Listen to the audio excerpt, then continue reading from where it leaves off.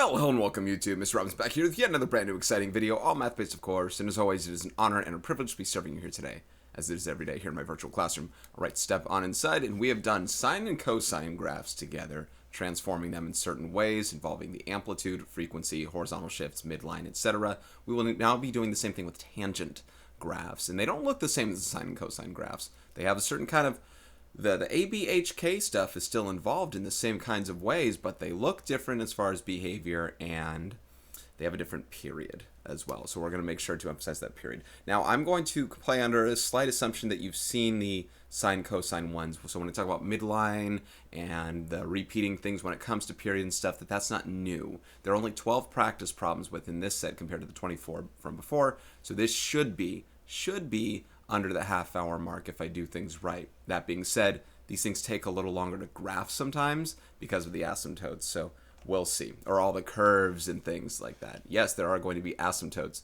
in this thing. Include the midline and all vertical asymptotes. How does this work? All right, y equals 2 times tangent of x. You know I like to put this little x here. Now, before I even include the 2, I must first observe with you guys what the tangent of x looks like in general as just a parent function and see what we do going on from there. As from before, I will include a midline in such a way, let me shrink this, in such a way that we know there's no vertical stretch of any sort. Now this midline is just a way of saying that here's where I can refer to some points over and over, that I'd really like to refer to them over and over at least, to plot each time. I can't think of what green I normally use. I think it's that one, so I'll go and leave that. Now, I'll work fast with these things a little bit. This is for the trig that you should know in some ways. The tangent of 0 is 0. It's much like the sine of 0. In fact, I don't know. I might have brought this up before, but when you take the tangent of an angle, there's actually an identity that you can relate to it, such as it is the sine of an angle over the cosine of that angle. So when you do the tangent of 0, well, the sine of 0 is 0, and the cosine of 0 is 1, and that's where you would get 0, for example. That's one way of doing it, or the whole unit circle thing that we've done before. Opposite is 0 over adjacent, all that stuff.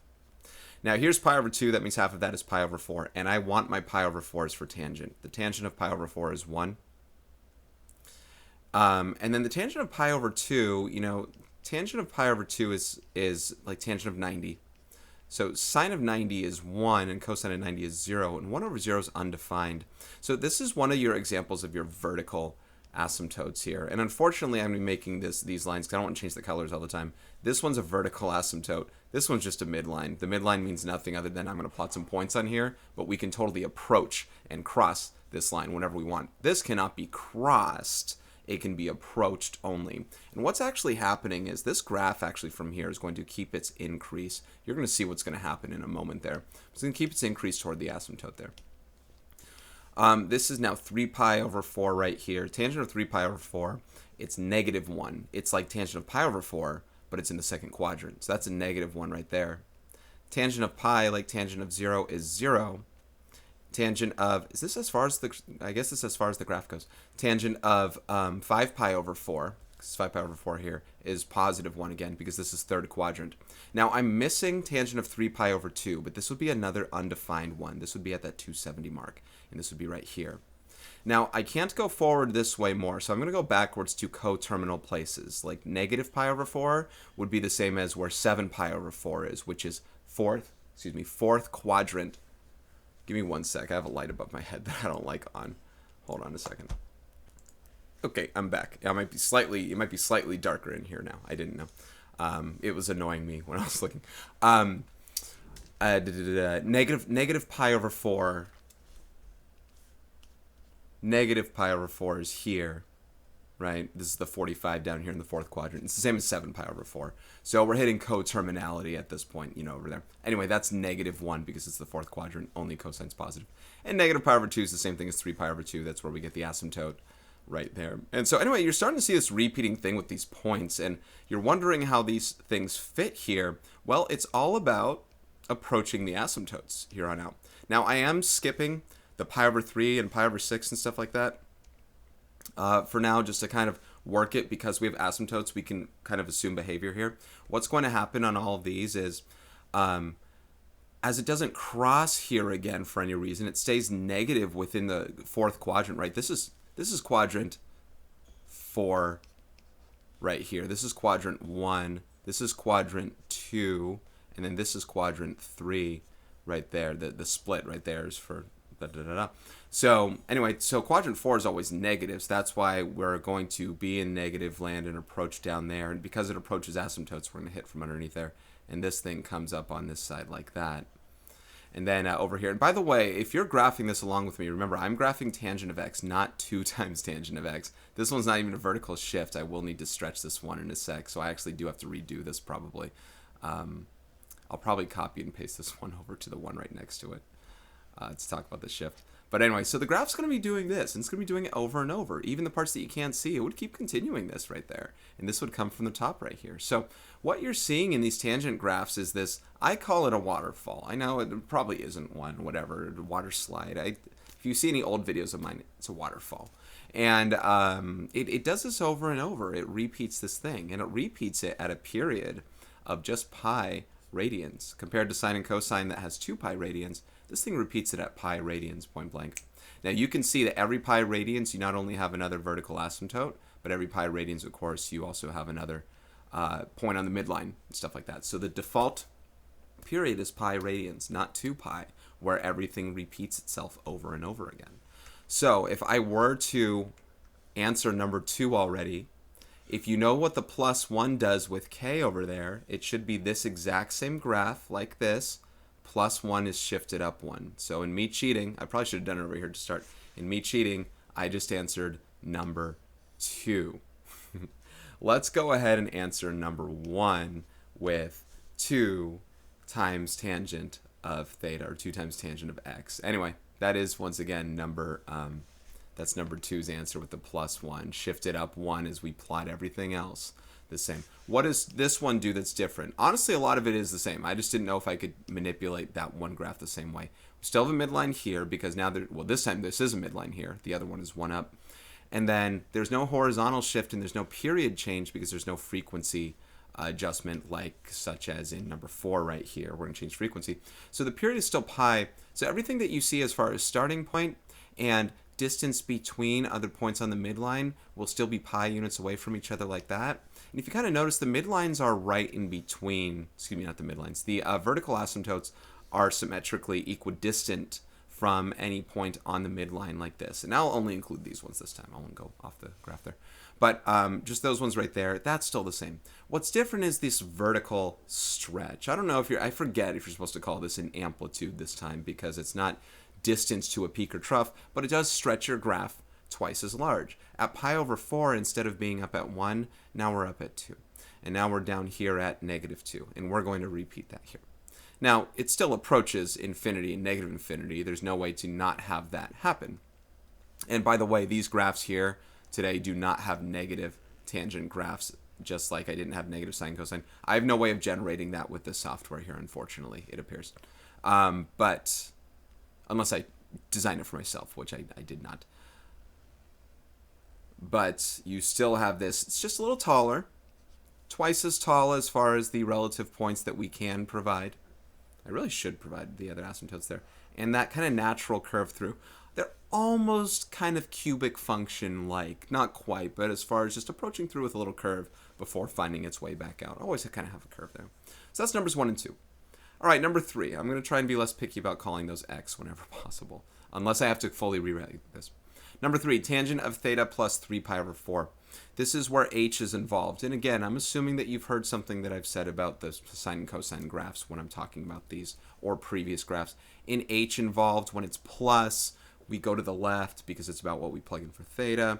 So our starting point, first of all, we're on the midline, no vertical shift here. Our midline's on the x-axis. And then after this, we're going to start 3 pi over 4 units to the left. So each of these is a pi over 4. 1 pi over 4, 2 pi over 4, 3 pi over 4. This is one of our points. Every subsequent point right here that repeats with this is pi units away.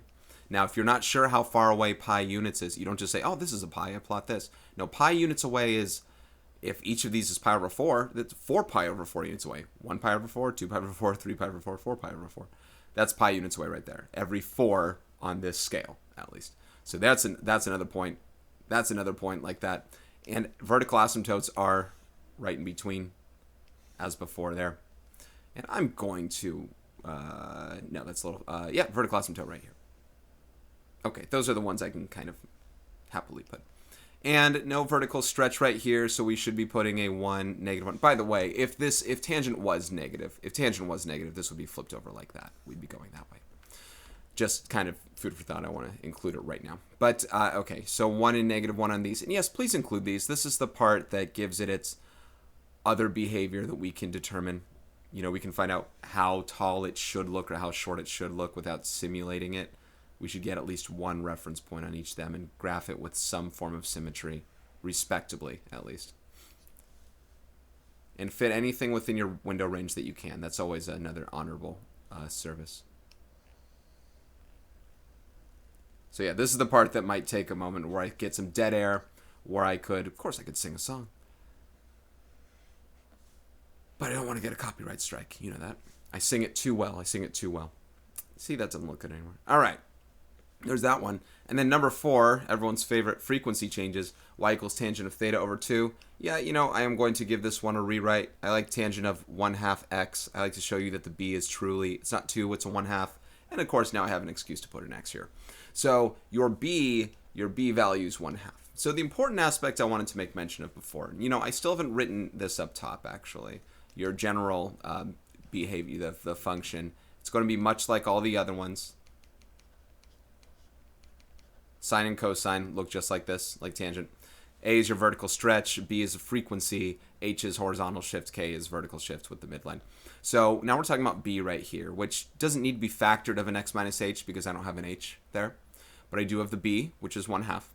Now your period for this thing is pi over b. It's not 2 pi over b because tangent repeats itself every pi radians instead of every 2 pi radians. So when you divide it by the frequency, that's how far apart any repeating set of points or asymptotes or wherever will be.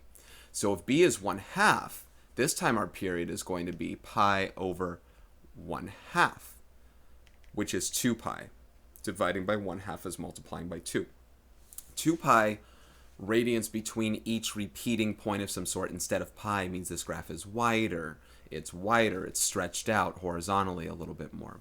Now, there is no other different kind of shift on this thing. So midline is once again right here. Don't worry, there will be shifts right after this one. The first 4 are a little more basic. But don't worry, you have to worry later. So there's that midline, and our starting point tangent of 0 is 0. Now everything else after this is going to have a little bit of a shift here, and this graph kind of accounts for it. It's squished in the scaling so we can stretch it out more. If 2 pi is the distance between any other points here, it's not until 2 pi that I get a repeating point on the midline, which is all the way over here and over here, all the way at the ends. Now right in between these things should be vertical asymptotes, which are going to be right in between 2 pi and 0, which is negative pi, and right in between 2 pi and 0, which is positive pi, right there. Which are, of course, 2 pi units apart. The distance between negative pi and pi is 2 pi. And it's not at tangent of pi over 4. Well, it's tangent of pi over 4, but it's not x equals pi over 4 anymore that we get our 1. It's the 1 in between the point and the midline that our 45 is kind of represented. Because, see, we take half. When you plug in pi over 2, we take half of pi over 2, which is pi over 4. That's where we get it. So at pi over 2, we're going to have our 1. And at negative pi over 2, we're going to have our negative 1. You don't really have to know what those numbers are. Just kind of use your eyes to kind of judge the in-between, right? This is equidistant here and here. So we get to kind of do that each time. Right here we have that, and right here we have that as well. So this is horizontally stretched because the frequency is 1/2. You can, within a period of only pi radians, only complete half of what would have otherwise been a fuller tangent thing. Now, this one may look to you like it's the same. You're like, it's just as wide as the other ones. The other ones were just as wide as this one here. You have to remember that this scale is squished a little bit compared to the previous ones. The previous ones, notice the distance between, let me try that again. Notice the distance here between 0 and pi over 2. We'll now notice the distance here between 0 and pi over 2. It's not quite as, not quite the same. So it is definitely wider. They squished the x-axis there. And sorry, I'm blocking some of your graph there at the bottom. All right, that's number 4. Now we're going to apply up to 2 factor things at a time. And let's see what we're going to do with that. 5 and 6. All right, number 5. This minus 2 here is represented on K as K, not H. This is tangent of theta like that. So minus 2 is our midline. There is no horizontal shifting here, so tangent of 0 is 0. We'll start right on there. No frequency change either, so that means that every pi radians we get to complete our cycle, so we have vertical asymptotes right in between. The 1/2 is accounted for as our vertical stretch. What are those points in between where I'd plot up and down 1? Instead, I'm going to go up and down 1/2, like this. So this is vertically compressed. It's not horizontally stretched. There's a difference. Vertically compressed still keeps a period of pi radians here between aspects, but up and down 1/2 from here, that's what is going on. So I'm going to go ahead and draw that graph. And you can see that got a little faster. Now, you don't have the luxury of a line tool to be doing the asymptotes as fast as I do. So I apologize if I'm going too fast on those. But for sake of video time, this is for learning, not just, this isn't a Bob Ross paint along kind of thing. So you can see and probably respect why it's important to consider what these things are compared to that of 2, how much smaller this one is, and really noticing that difference. Look at the difference between 2 and 1/2, and these are scaled the same. As far as the x's and y's and stuff, they're scaled the same. Okay, y equals tangent of theta plus pi over 4 minus 1. The minus 1 is the vertical downward shift right here of the midline. Now, we would generally start, a tangent of 0 is 0, but we don't start here. We're going to start pi over 4 units to the left, like that. Period is 1, frequency is 1. Sorry if I said period is 1 before here. Frequency is 1, period is pi, so we're going to go pi units over. If you recall, that's going to be, everything's basically left shifted, pi over 4 units, 1 tick mark over. Got to count like 1, 2, 3, 4. You got to be careful on scaling. Make sure that they didn't change the scale before you just start saying, oh, it's 4 away. No, it's pi away. So make sure you know where pi is from that. Vertical asymptotes should be right in between whatever you have there. There is always symmetry regarding that. And a stretch factor of 1 means we should be able to go 1 up and 1 down here. And we're going. I definitely would love negatives on these guys. I do. I know you probably don't care, but really having that difference in reminder of what it looks like and other kinds of problems you can have. I do promise to deliver some with negatives down the line. If it's in some sort of review or practice exam or whatever it is, I promise to have some negatives involved. We definitely got to refer to them. You know what else we haven't seen, and I got to bring those as well, is frequencies that aren't just 1 or 2 or 1/2 or 1/4 or whatever, but frequencies that involve pi in it. And it's not hard. It might make things easier because what happens is these scales don't say pi anymore. The pi's cancel. It's kind of interesting. Anyway, there's your graph there. All right, 6 more. And we are 18 minutes in. Maybe I can't do the half hour. We'll see. I taught the thing slowly to start with. Let's see how fast we can go here now. No midline change here, so we're at the x-axis there, y equals 0. We are going to be shifted pi over 4 units, but this time to the right. Pi over 4 minus pi over 4 is 0, so we're right there. The 2 is a vertical stretch, not a frequency change, so we're still not changing frequency yet, so let's go pi units away and pi units away to get repeating points and the vertical asymptotes in between. The 2 is our vertical stretch, so instead of going up and down 1 on the points in between your midline points in the asymptotes, we will go up and down 2 like so. And then all that's left is the curve, and hopefully this is all making good sense. Of course, pretty soon I will clutter it with a few more parameters. We'll see how we feel with that. I think it's frequencies that freak people out the most, that frequent people out the most. Frequencies, frequently, freak is out. There we go. All right, number 8. This is an example where we have to consider something with the frequency, and not only that, but keep in mind the form, guys. You do have to factor the b value out of this quantity, so let me start with that before we move too far forward. I must factor that 2 out, not of the tangent function, but just this quantity right here where I'm changing it to an x. Plus, now what happens when you factor, is this going to be pi? Does 2 times pi give you pi over 2? No. You got to divide pi over 2 by 2. That doesn't cancel the 2 out. It makes another factor of 2 in there. It it multiplies it, right? Half of pi over 2 is pi over 2 times 1/2. It's pi over 4 right there, not pi over 2. Pi over 4 that's inside there when you factor the 2 out. So that's what that's going to look like now. And that's important because this is our true h value, not pi over 2, but pi over 4. This is our frequency, so we will be referring to that in a moment. Now the midline is 0. The vertical stretch factor is also 1. We'll keep that in mind when we do the graph. We are going to start on the midline, pi over 4 units to the left right here. Now before you start putting other points pi units away, you have to keep in mind this 2 being the frequency means your new period is pi over that frequency. It's pi over 2. So every pi over 2 units, we will be plotting a new repeated point, such as the midline point. Instead of going pi units away right here, we're going to go pi over 2 units away. 1 pi over 4, 2 pi over 4. That's pi over 2. And pi over 2. And pi over 2.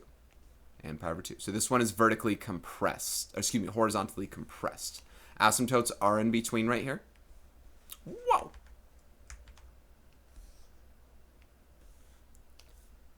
I'm kind of particular. This is where you can catch up. Now, the other weird part about this one is coming up is, although the vertical stretch factor is 1, the question is where do those 1s go? Because generally they're on those pi over 4 values or the things right in between. And, I mean, they're not right in between. They still are.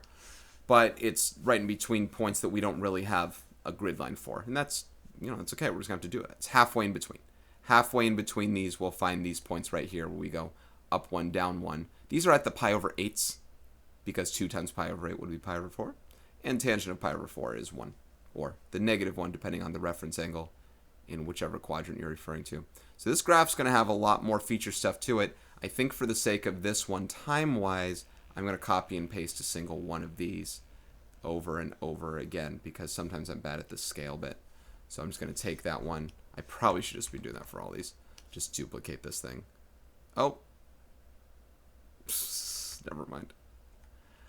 When my drawing isn't quite as to scale as I wish it was, then maybe I can't really do that.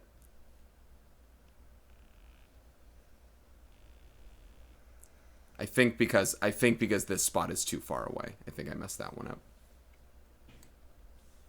Nobody's perfect, right? Okay. Sorry I lied about the half hour. You know what's funny about these things is, like, it's not like I'm live streaming. And so when you open up this video, you see exactly how long the video is. So I don't even know why I talk about how long it would be, because you know exactly how long it will be. You know more than I do. You're in the future when you watch this video. I am just current and present. So when I say it should be a half hour, and you look at the time slider and it says 42 minutes, you're like, what are you talking about? All right. Yeah, I don't know why I say those things. I just do. All right, now we have 3 parameters here on number 9, and this is in parentheses like that. So this is our k value here. Let me rewrite that one to give that 1/3 effect.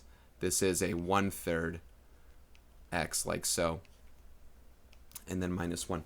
Okay, so right here we have midline at -1. Starting point is on the midline. Tangent of 0 is 0. No shift. Our period does change, though. Our period is pi over 1/3, which is 3 pi. So every 3 pi radians, we will have a repeat of something. Now, this goes a little off the graph with this one. I do still want to plot it to give you some effect of what's going to happen. 1 pi, 2 pi, about 3 pi right there. I still do need to kind of give that effect for other points. 1 pi, 2 pi, 3 pi. And the other important part about this that makes it not tricky, but is the vertical asymptote is right in between here. That's at this one right here, which I think is a 3, sorry, this is pi, right? This is 3 pi over 2. 3 pi over, oh, duh, 3 pi, so 3 pi over 2. This is 3 pi over 2 right here on the vertical asymptote, halfway in between. And this is a halfway in between right here. But also even those middle in between ones right here. In between, see, this is 1, 2, 3 away. So halfway is 1.5 right there. This is where we're going to go 2 up and 2 down on the graph. So 1, 2 and 1, 2 like that. And that helps me for these ones right here to recognize that that's hold on, I'll count this as 1, 2, 3, right? So this is 1.5 right there. So 1, 2, boom.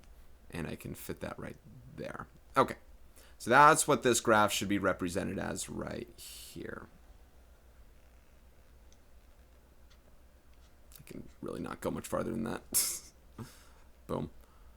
That's ugly. I got to change that. So that's what this graph does. It has, I wouldn't say it has tricks. This is your first time with 3 parameters, but that's what we're going to get here. Okay. I am time conscious. I don't think I'm going to make it because these are the longer problems left. Got 4.5 minutes. All right, number 10. Y equals 1/2 times tangent of theta minus 3 pi over 4 plus 1. Nothing I really need to change unless I want to change the thing to an x. But our midline is at 1 right here. We are going to start 3 pi over 4 units to the right. That's 1 pi over 4, 2 pi over 4, 3 pi over 4 right here. The frequency is 1. Excuse me. So every pi units away, we'll do a repeat right here. I hope this is making sense here. Now, I will do a video eventually involving word problems with sine and cosine graphs. I don't know any tangent graphs that involve word problems, at least not these graphs. I can't think of one. So I don't know what I wanted to bring up with it. Oh, hopefully this is becoming understandable how to just graph these, but there's not much real world application to them in the moment. It's just kind of showing how the function works, which is important for things involving pre-calc and all that. All of it's necessary. And I think, personally, it does help you understand the unit circle a lot better. Okay, the last thing to account for is just the 1/2. So I'm going to go halfway up and down on these guys right here when I'm right in between my midline point and my asymptotes. Like so. And then we will approach said asymptotes. Asymptotes. To the rescue. I always like the characteristics of the vertically compressed graphs. I like when your graphs do show more character, if that makes sense. Because whenever they're too tall, they kind of get more of a linear aspect or something where you don't get to explore the width more on them. All right, 2 more. Y equals 4 times tangent of 2 theta minus 3 pi over 2 minus 2. There's all 4 parameters involved. Now in this one here, we got to factor the 2 out. So y equals 4 times tangent of 2 times x minus 3 pi over, remember this is over 4. I factored a 2 out. It's twice as small. It's half the size there. Minus 2, so 3 pi over 4. Okay, everything's involved this time. So minus 2 down here on midline. 3 pi over 4 to the right is our starting point. We go over here. Whoops, I want to do blue. We do 3 pi over 4. Your frequency is 2, so your period is pi over dat 2. Every pi over 2, we repeat points such as this one, this one, this one, this one, this one. Our asymptotes. You probably have to pause this video when you're watching it to catch up on the asymptotes. Sorry about that. But your asymptotes are here. I'm trying to see if I can beat the half-hour mark. Do I have a chance? No, probably not. Really the 4 is all that's left. Obviously, we have to be in between to get these, but we're going 1, 2, 3, 4.